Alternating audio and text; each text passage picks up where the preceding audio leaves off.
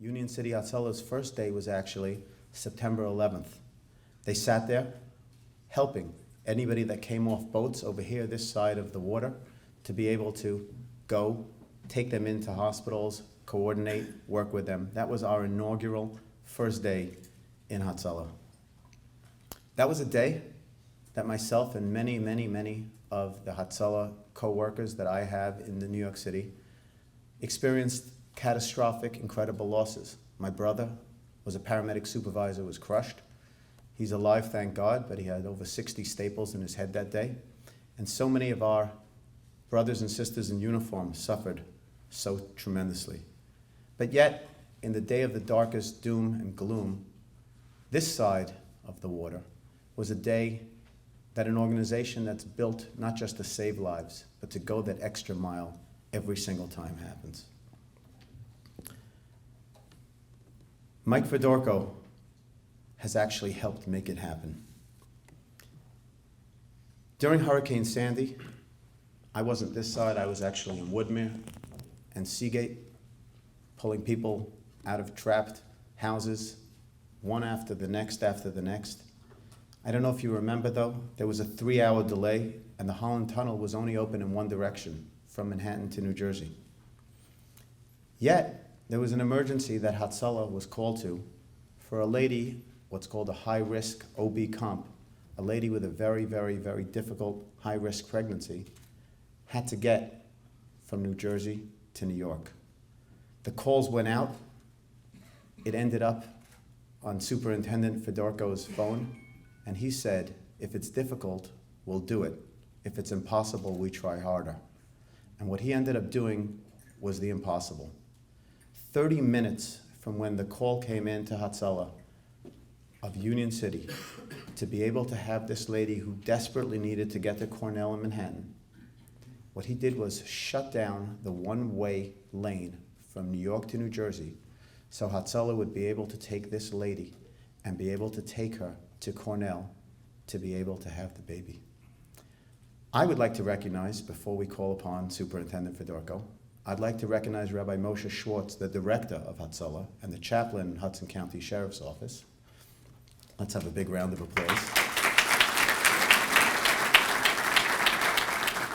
Who was one of the EMTs, one of the members on the scene, and Rabbi Yankee Rosenberg. Where's Rabbi Yankee Rosenberg?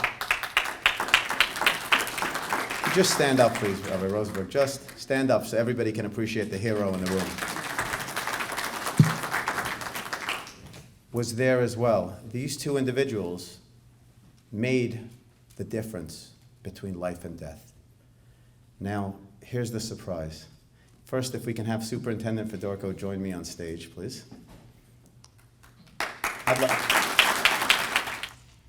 Our special surprise today, and I'm going to ask you to join us on stage, is Moshe Stein and his son. Let me tell you why this is so special.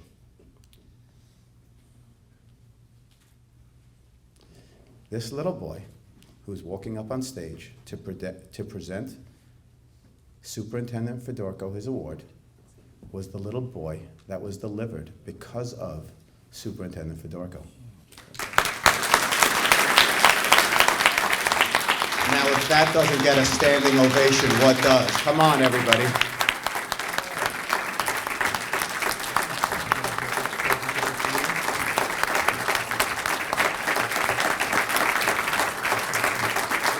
Thank you, Director Rosenberg, and you, the members of the Hudson County Jewish Business Alliance, for giving me the hatzala of Union City's Lifesaver Award.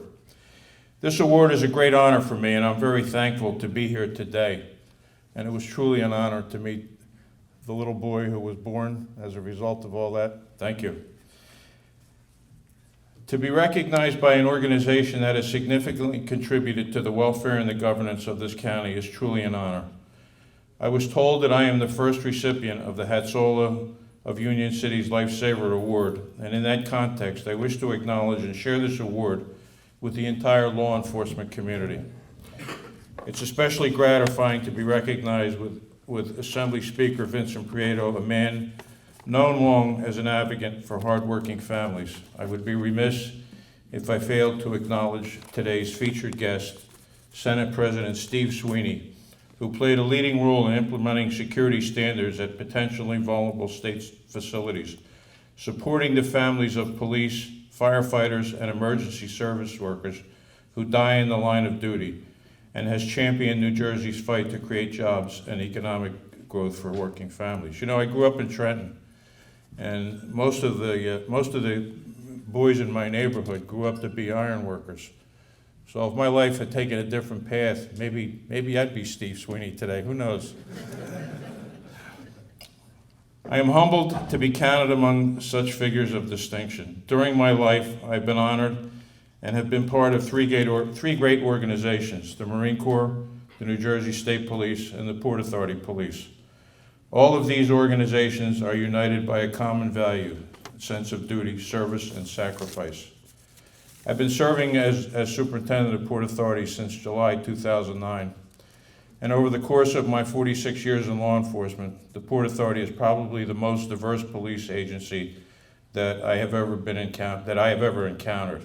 It polices airports, bridges, tunnels, ports, and terminals. The brave men and women of the Port Authority Police protect and keep the commuting public safe every day. And I should mention that the Port Authority Police hold a distinction that no police department wants. We lost the most police officers in any one tragic incident in the history of policing. 37 police officers were killed in 9/11. Police officers, firefighters, and EMTs today know that they serve in a time of constant threat. Our enemies look to destroy American beliefs, traditions, and values. It is our task to evolve and adapt as organizations face tomorrow's challenges. Together, we can make this possible. I look forward with confidence to work with you, the Hudson County Jewish Business Alliance, to safeguard and improve the lives and the citizens that we serve. Again, thank you for this honor. God bless all of you, and God bless the United States of America. Thank you.